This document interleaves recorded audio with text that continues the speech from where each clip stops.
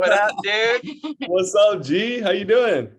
What up, bro? I was like, this man's late. Maybe he has to eat some pre-interview balls, some testes to get the nerves right. That's exactly what I was just doing. Dude, I think this is the first time I've seen you with a shirt on in 6 months. Yeah, I was gonna say, I don't recognize you. No, I was gonna ask if shirts were required, but no. They're not. In your life, I don't think they are. I'm just kidding. Dude, good to see you, Dude, Tyler. it's good to see you. Man? Yeah. Wait, We just where got are back you from located? CrossFit. Yeah. Northern Illinois. Oh, dude, that's so wild. Yeah. So, oh my goodness, dude, we should catch up. We should catch up sometime. I don't know, like, yeah, bro. if we have time I'm right horrible. now. I'm tapping on the phone. So I am here with Joe Phair, and I always want to call you Phair because my husband met you in the Navy, and you guys, I guess, go by your last names there. Could you just introduce yourself? Take as much time as you like. I'd love to know a little bit about your background, your passions, your career. How old are you? Yeah, absolutely. Yeah, thanks for having me on the show. I'm happy to be here. Yeah, Phair was my name in the Navy. Feels like a different life. But yeah, I'm 26 years old, or 27. I'm sorry. I just turned 27 June 11th. So I'm not used to saying that yet, but just turned 27. And I am a health and wellness coach based out of Austin, Texas. So primarily online. I started my online coaching business when I got out of the military. I mean, obviously, like, there's a gap in between the two, and we can kind of get into that. But ultimately, I started my online coaching business, and it's been really successful. We've had a lot of success with our clients. It's turned into where I basically have my own app where I have my clients, and we do all the work through there. So the systems are like super efficient. We've had a lot of success, and it's been great just impacting others, in that way.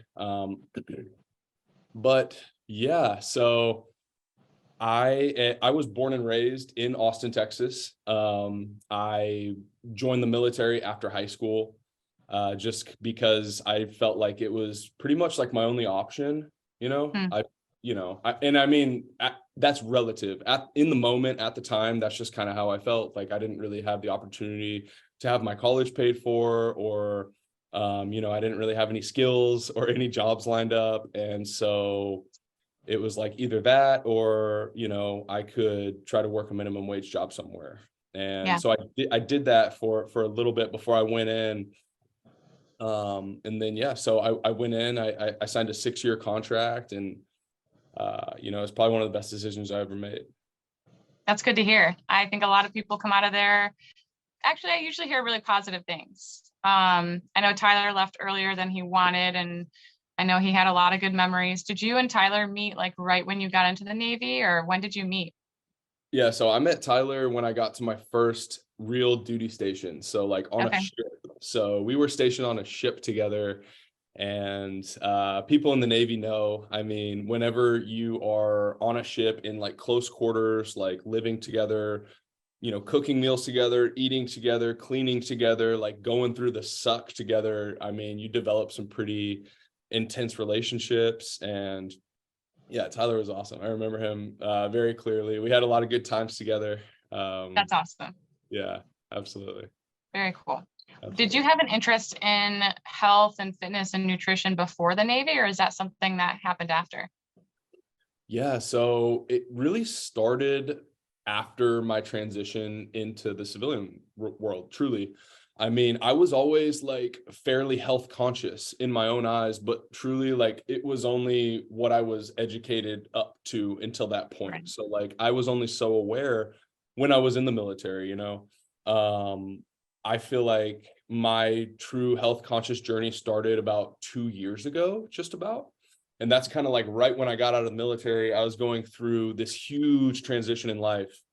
And I, quickly learned how powerful taking control of your health was. I mean, I started doing research, listening to podcasts and hearing guys like, Paul Saladino and other, people like that. I got really into Ben Greenfield's podcast, listened to some Dave Asprey, and just started to like dive in. I was like, holy moly, like, we have all of this knowledge just at our fingertips. Like, there's a wealth of knowledge on the internet, but you have to really filter it to you know, what you're trying to expose yourself to, because that's really who you are as a person. I mean, like, we're just a product of our experiences and our environment. And it's like, we have the power to filter our environment, but, you know, society truly doesn't make it easy, especially when it comes to health and fitness. So. Wow. That's very admirable. When I met Tyler, he was very inflamed. He was so unhealthy. I mean, he was eating Wingstop, personal cheesecakes by himself, raw cinnamon rolls. Like, he looked so much different than he does now. And he had real food addiction. And then he came to one of my retreats, and then he went carnivore after that. Oh, wow. And it was cool to see how he just chiseled out, and he was feeling so much better. And his relationship with food is so much better now. Have you ever had like a toxic relationship with food? Definitely. Absolutely. I mean, it's just so crazy because I feel like most people do. I feel like if people truly knew what it felt like to be operating with some clean fuel in the tank, that they would be like, holy shit, like, this is what it feels like, you know? And that's kind of what I discovered. But I mean, there was a time where I was just lost in like the system. That's what I call it. Like, just one of the sheep in line, being like, oh, like, I mean, think about commercials, TV shows, typical, you know, radio, most of the internet, like, it's all promoting toxic things, you know, especially nutrition, restaurants, snacks. I mean, big food is one of the worst things, you know, in history. Like, it dictates so much. And so yeah, it's not easy. And it's, you know, I was going down the cycle where I was like drinking alcohol daily. I mean, just eating fast food, and even like, I did consider myself fairly health conscious. Like, I knew how to lose weight and like kind of look good. I always kind of had muscle and was like, you know, fit in quotations. But, you know, the way I see it is like, scientifically, you could be really shredded eating only Reese's peanut butter cups, but it's like, what does it look like under the hood? Like, how are you feeling? Like, how are your energy levels? How's your libido? How are your relationships even? And it's just so crazy. Like, these vanity metrics that society has instilled in us, that most people are after, are just not fulfilling or sustainable. And I think that we as a society, and you know, as the aware and the educated, like, it's so important to preach that message, like, hey, like, it's more important, like, let's more so base our health and who we are, you know, based off of like how we feel. And, you know, you can apply how you look. I think it's a good indicator, and but it's like within reason, you know? So yeah. I mean, I went down the path, and I was, you know, it was constant restrict and then binge. And then it's like, you know, you live for the weekend, especially whenever you're living a 9-to-5 job, or again, like, it's no excuse, but society really does preach this stuff and like make it really easy to make it your pattern or your cycle or your habit. So yeah. Yeah, I agree with so much of what you just said. When you said, let's look under the hood, I love that. I'm going to actually start using that, and I'll give you the credit, but that is such a good way to put it. I work with people who, they're like famous on Instagram. They have tons of followers. They have a 6-pack abs. I'm talking like females. And then they come to me and they're like, I have horrible acne that I take hours to cover up. I edit all my photos. I'm hangry all the time. I don't have my period. I work with a lot of people like that. And I used to think that like I was sort of like the special starfish, but after doing this as my job since 2020, I've realized that I truly believe like 90% of our population has an eating disorder. And that sounds really extreme to say, but like, do you have a healthy relationship with food? I don't think so, because there's always this conversation going on in your head, like, oh, I earned this. Or like, how many people are at the gym because they're trying to earn their calories, or they're trying to earn their, you know, whatever, ice cream. I just think that it's really upside down, and it's sad to see. You earned what? You earned good health, so keep it. Right, you know? exactly. Like, why are you sabotaging it? Yeah. And people also think that eating healthy is not enjoyable, and that's I think that's a major disconnect. So when you start feeling the benefits of supporting your body, I think it gets easier to do. But yeah, definitely agree that big food it's a killer. It's a stealer. And then that ties into the pharmaceutical industry, and it's just a big mess. Yeah. I mean, it really is. And it can be really overwhelming, if you think about it, because it's like, holy moly, like what control do we have? And that's the thing. Like, we don't have Right. control for anybody except for ourselves. So it's almost like if you're aware and educated and you practice, it's like, I feel like it's almost your duty to just, spread the message, and there can be levels to that. Like, not everybody has to be an influencer, but by setting the example, I think that's the best way to spread any message or to show anything. If you are feeling great and looking great and performing great, the right people will see and like catch on, and you can use a platform to do that. I think that's an excellent tool. But it's like, even friends, family, they'll just be like, hey, what's in his Kool-Aid? Why, I want some. So it's so hard to like, because we're all living in our own reality. So although we feel this way and, the science is there and the results are there, it's like, we can't force our agenda on anybody else, just like how we don't want other people forcing their agenda on us. So it's a very fine line. And I think the only way to get the message across is just by example, because you can't force it down anybody's throat. Like, yeah, you can give a nudge here and there to people you care about and that you feel comfortable doing so to, but it really has to come from within. It has to come from within. Yeah, that's actually really profound. I think that applies to sharing your faith with someone, encouraging someone in any aspect of life. And that explains a lot about your Instagram. What I see you posting, it's like, this guy is like a motivational speaker. Like, you could actually label yourself as that. You are very inspiring, very motivating. And it's not in a way that's like, ooh, look at me, I'm full of myself. It's like, you really believe in people and you want to show people that they can do it too. And I love that message. So I can definitely see your heart in your content. That's really cool. And I can see how that would spill into your coaching. What is your like main clientele? Do you have a niche? Yeah, so I have I guess my biggest niche would probably be hybrid athletes, and again, there's levels to that, just like everything else. So a lot of people will come to me and they'll be, in their 20s, 30s, or even 40s. And they'll be like, hey, like I used to run all the time. I used to lift all the time. And now my diet's just really bad and I need help getting back on track. And, I'm like, yeah, like, of course, like we can work together, like, let's do it, and I'll kind of tell them my ideologies and philosophies. And if we're a good fit, then we'll move forward.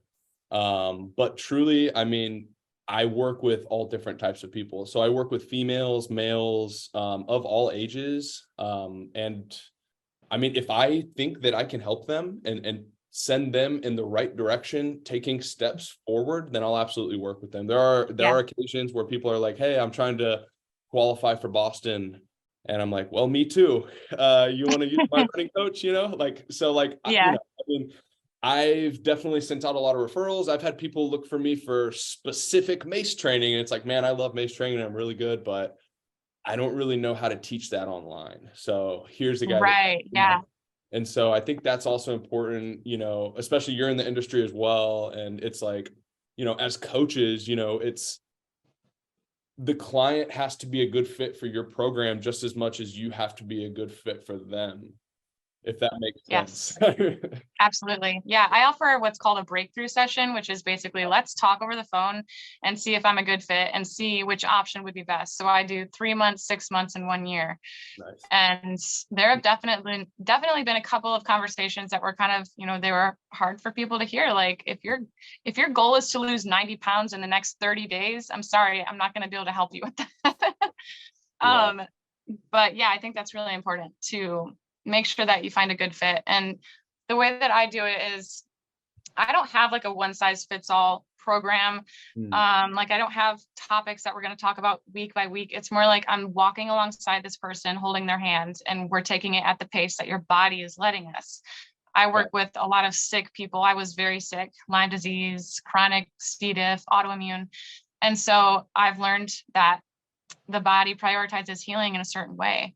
And so I like to guide people from where they're at to get to where they are. And we don't know how long that's going to take. For you, do you incorporate more structure? Like, do you have programs? I know you have an app, which is really impressive. Do you have meal plans? What does that look like? Yeah. So great question. And I do something fairly similar to you. So when I first started coaching, I only offered basically one package, and it turned into, hey, I'm not so much a fitness coach anymore, but I'm a life coach. And I was talking to, multiple people, on our Sunday check-ins. My whole day would just be hours of me talking to people, and most of the conversation did not revolve around fitness. It was more so, Yeah. here's what I have going on at work. Here's what happened last week with my significant other, so on and so forth. And so, I found a lot of fulfillment through that. And I love like serving people in that way. And, I think I have a knack for it. So it was really great. But I quickly learned that I couldn't really scale my business the way that I wanted to, operating like pouring that much into, each client. So basically I'm using the app to essentially scale my business, offer a lower ticket one-to-one coaching service for people that would like to work with me on my app. And that really just includes like the fitness and nutrition side of things, as well as mindset guidance, but not through like weekly calls. It's more so through our chat feature on the app, and we do like voice message support. Like I'll send videos of me talking or demonstrating, and I've created a lot of PDFs where I express my nutritional guidance, my habits, and also like the app has a really cool feature where I can set habits for them. So I'm like, did you get your sunlight today? Did you ground? Did you get your steps? That's awesome. Yeah. And then I still have high ticket coaching, but I only do like 4 clients a quarter pretty much.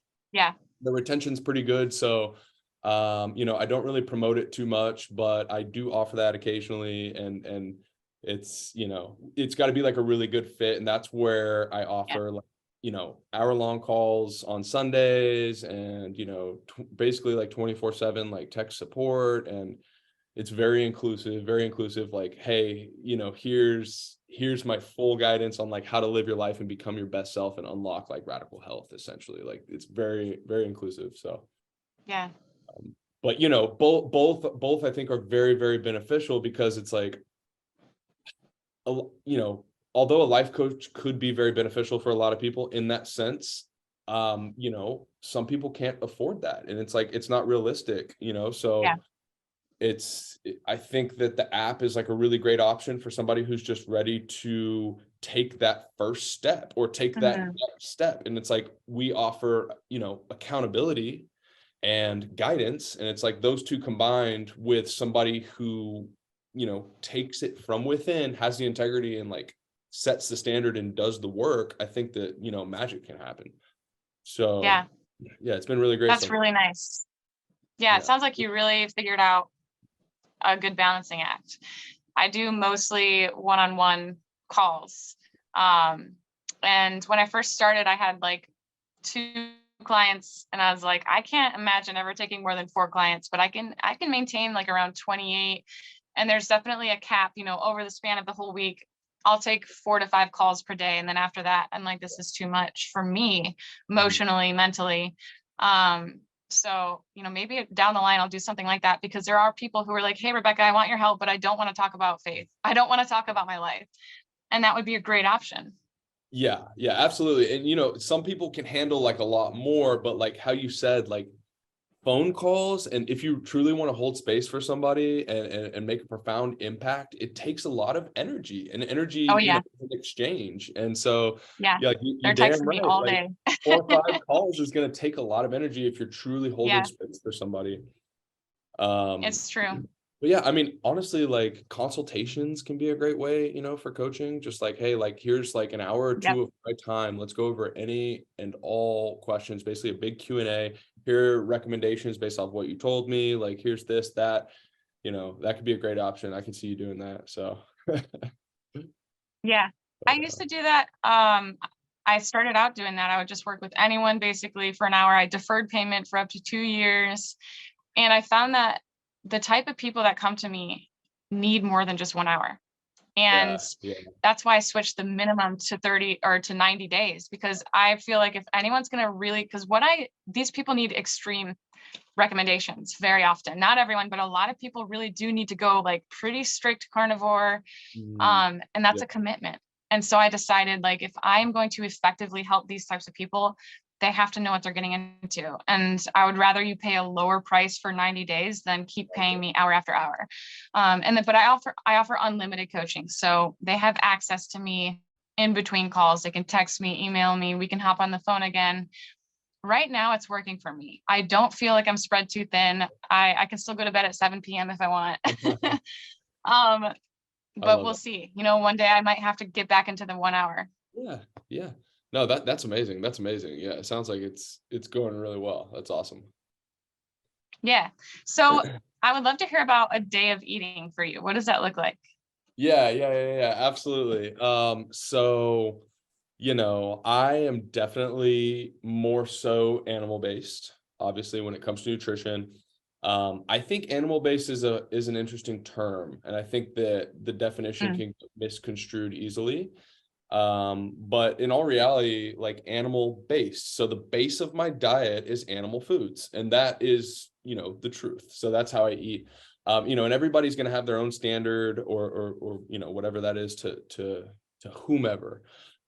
So since I started training for marathons, it's been interesting what it's done to my nutrition, my hunger levels, my need for calories. It's been such an interesting ride, because starting off, I was eating animal based beforehand, and it was very, very sustainable to only eat fruit, honey, meat, and that's pretty much all I was eating. And although that is still the base of my diet, now I do include more foods, like rice, sweet potatoes, cacao nibs. I mean, I do a lot of stuff, but as long as it's a whole food, I don't really see an issue with it. So there's a few things remain true always when it comes to my nutrition, and that is whole foods only, cut out all the processed BS, no seed oils, no processed sugars, and prioritize nutrient dense animal proteins. And I've always stuck to that for the past 2 years, and it's, oh my gosh, I mean, how we were talking about earlier, like the fuel that you put in your tank, like it's the difference between feeling foggy all the time and not being able to remember things or have good word recall, and just like being on some rocket fuel. Like it makes such a difference when it comes to brain, to your brain, to energy levels, to how you perform physically. I mean, I have never felt this good. My training volume has never been higher. I'm running, 50, 60 miles per week, doing a lot of hybrid type training, and I feel great. Like I've run into issues in the past, but it's always been something that I could trace back to either my nutrition, training, or recovery, and I've had to make pivots and changes along the way. So originally I wasn't getting enough carbohydrates, I think, at the beginning. So that's why I did start to introduce other foods, and so on and so forth. But a typical day of eating for me would really look like, I'll wake up, immediately drink some water with electrolytes. I just started taking this Armor colostrum, which is actually really great. Nice. Yeah, so they're really cool, and I just started taking one of those every single morning. So an Armor colostrum, a thing of electrolytes, a big mason jar of water. I'll hound that down, turn on my red lights, get on the stretching mat, get ready for my morning run, and then I'll usually do my run fasted off of the electrolytes and colostrum, get back, and then breakfast typically looks something like 5 or 6 pasture-raised corn and soy-free eggs with either a side of bacon or some hamburger like breakfast patties. And what we'll do is we'll just get regular ground beef and we'll mix it with like maple syrup. So that's a carb source that I use, a whole food carb source that I use for sweetening a lot, especially like around my running training. Like I like to get those types of carbs in around my training. And we'll mix it with the meat and then make little patties and make it in the cast iron. It's so good. And That so sounds awesome. Yeah. So sometimes I'll do that. And then if it's been 90 minutes, which usually it has been after my morning run, sometimes I'll do a cup of coffee, not every morning, but probably like half the week. I'll do coffee, and then I'll mix in collagen powder, and then either raw honey, maple syrup, and then some cinnamon. And then the whole day I'm just constantly drinking water. Let's see. And then I probably won't have my next meal until after my training session. So later in the day, sometimes early afternoon, sometimes late afternoon, sometimes evening, honestly, I'll get another workout in, and that'll either be some sort of hypertrophy or like functional strength training, Yeah. usually in the gym, or, like active recovery or contrast therapy, whatever day it is. Excuse me. And then I will typically do a massive meal after my training session. And so that will usually be a pound to a pound and a half of grass-fed ground beef. And I'll do like raw cheddar on the top. I'll do a glass of raw milk. I'll do more eggs a lot of the time. I do like egg salads with Primal Kitchen mayo and bacon chopped into it. Sometimes I'll do like some dates with some browned butter with bacon bits in it that we freeze, which is just amazing. It's so good. I do, let's see. I love having these like sparkling water sodas. So it's just sparkling water like Mountain Valley, and you pour some maple syrup in it, and it literally tastes just like a soda. It's so good. So I'll do some of those sometimes throughout the week. Yeah.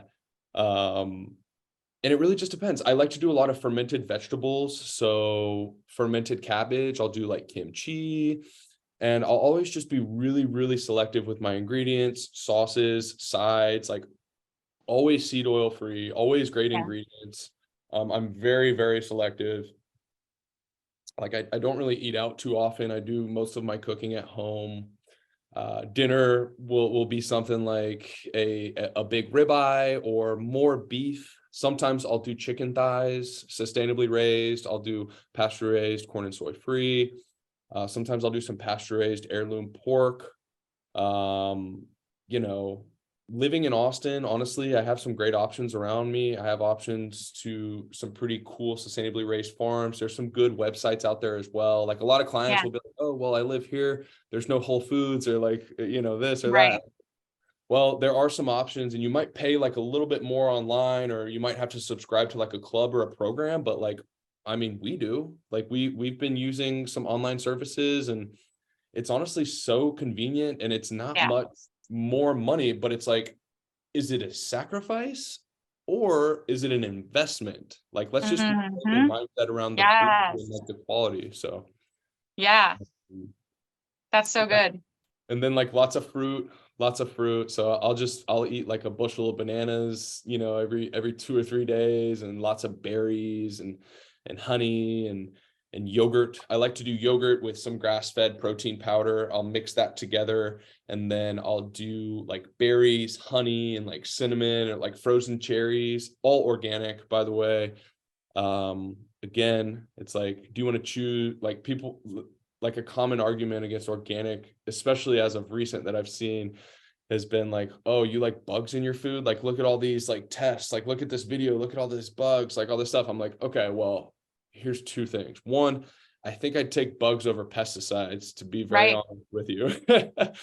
And 2, you can clean it. So like you can clean your fruit with like water and vinegar, and I mean, why not? It's like an extra 5 minutes, but it's like, that's the thing. If you want to be on this path and take control, you're going to have to make a few easy changes that might be like the extra 5 minutes, or like breading with, a different ingredient, or using beef tallow instead of vegetable oil, like little things that might be more money or more of a time investment, but could really change the trajectory of your entire life. Yeah. So, not just the trajectory, but also the quality. Like I put in the time and the extra work. A lot of my clients are like, man, I just want to get Thai food, or I just want to do this or that. And I hear them, and it's like, yes, I hear you. Like, you've been eating pretty restrictive for a while. You've healed. Let's reintroduce some foods. But I don't think you're going to find a Thai food restaurant that's not laden with seed oils. So let's look at this recipe and see how you can make it at home. And that's not something that I can like do for anyone. It's just like, you have to make a decision to put yourself first, because the world of convenience is full of poison. And that's unfortunate, but it's also not like a huge deal. I love baking and cooking for myself. I love it. And it's rewarding, and it's a great act of self-love for yourself, but also for others around you. Like, I make stew for Tyler. He loves it. It makes me feel good because he's not eating crap, and it's enjoyable. So yeah, I hear what you're saying. I want to also spell out for anyone watching this, Joe here is very active. So he can handle the carbs. I think that some people might be watching this and be like, wow, I wonder how much of this I could get away with. Yeah. You seem like a very metabolically flexible, healthy person, and you are extremely active. Like, I see you running, oh, let's run 9 miles today. Let's run 11 miles today. Mm-hmm. So for someone like you, I do think your body is demanding that glucose, and it's working out. I did a carb cycling experiment, and I saw like I was hitting PRs. I was recovering better with carbs. Yeah. But when I'm taking a rest day, I don't eat like tons of sourdough bread and berries. I'm very mindful of that. So I just wanted to spell that out for people that are wanting to learn from you. I think it's really good to know that you can handle carbs when you're active and when you're insulin sensitive. And it really is earning your carbs. I really do believe in that. Yeah. I agree with that. And a disclaimer to anybody in the audience that, you know, maybe was thinking that way. I mean, in all reality, again, like there's levels to this stuff, and it's going to be everybody's own, you know, personal journey as far as nutrition goes. I will say that when I first started, I did about 90 days, literally only beef, fruit, honey, and I cannot tell you how good that was for me. I think a good 3-month kicker, just do it just for 3 months. Just say no to whatever it is that's holding you back. Like, take ultimate action, take radical action, and like see what it does for your body. One, I got completely shredded, which is awesome. Everybody loves losing weight. I mean, or, you know, gaining weight, depending on what your goals are. Right. You know, two, I mean, it's just, that's when it started. Like, that's when I started to feel the effects. And that's when I realized this is powerful.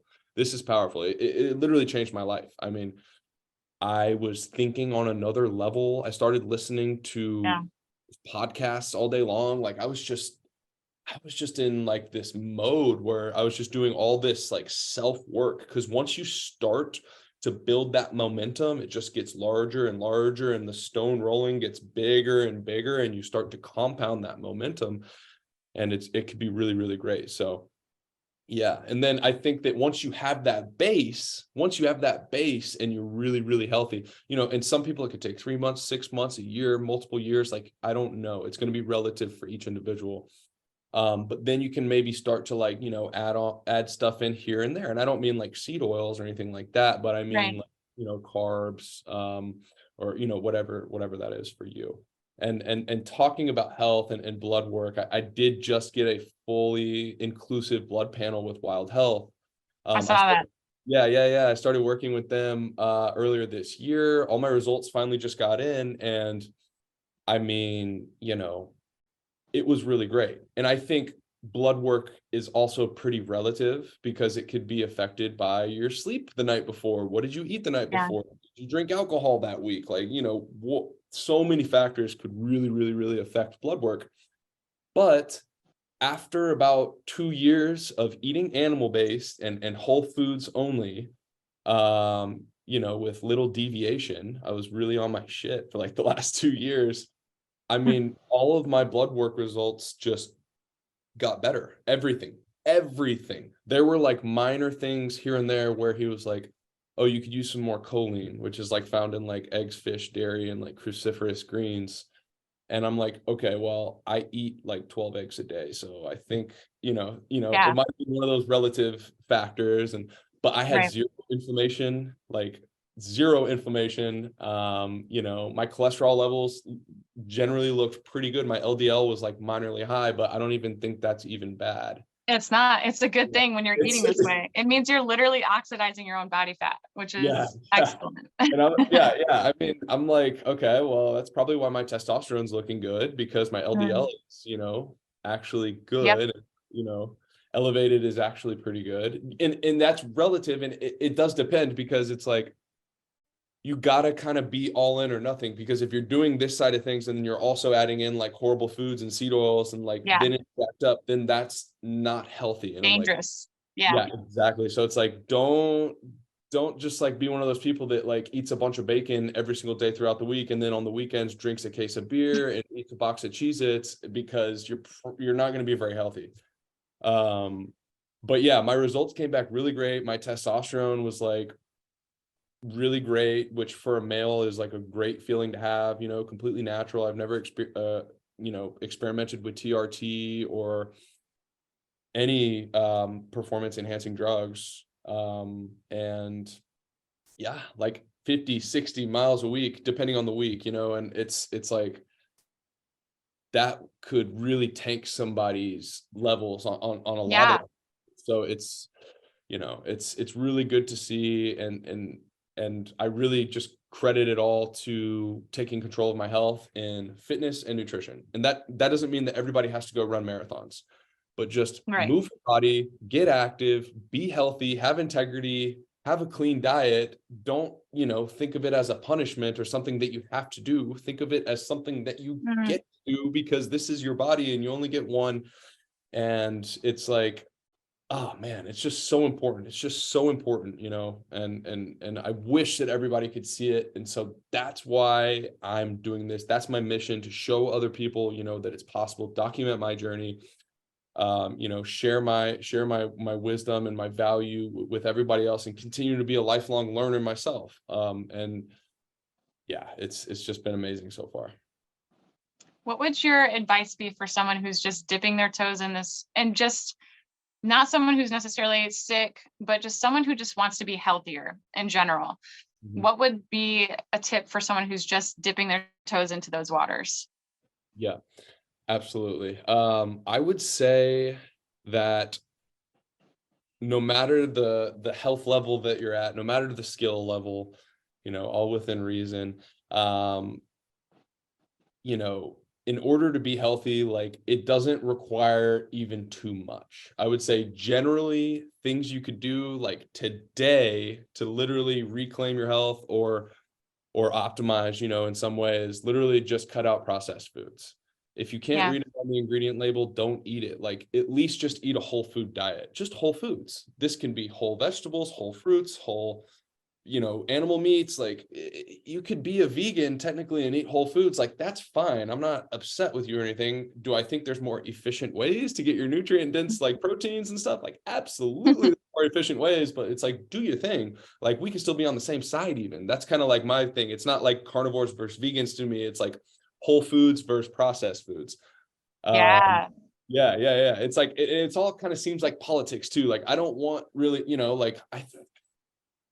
it's like, I don't really consider myself really on either side, but I'm definitely on the whole food side. Like, that's what side I'm on, not on the processed food side. Anyways, so eat whole foods, switch to organic if possible, cut out seed oils and sugars. If you did that, you would be a much healthier human.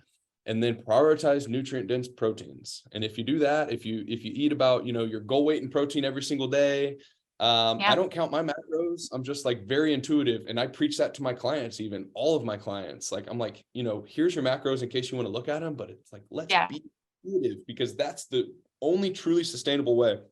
So be intuitive, eat until you're full, but it's like, I dare you to try to freaking binge on berries and, Greek yogurt and ground beef. Like, I dare you, go try. And it's like, maybe you might put on a little bit of weight in the first few weeks, but then you'll slowly start to regulate, because it's like, oh, the tank is full, time to stop eating. Like all the other shit, like if it's like, oh, I'm hungry, but I don't want to eat any ground beef, berries, honey, or yogurt, it's like, I'm not really hungry, I just have a craving. And that could be solved with like salt on the tongue, or drinking some water, or just like questioning yourself and asking why, and like, holding yourself accountable and having integrity. So yeah, I think changing the diet and just movement. So like this could be as simple as just walking after breakfast and walking after dinner.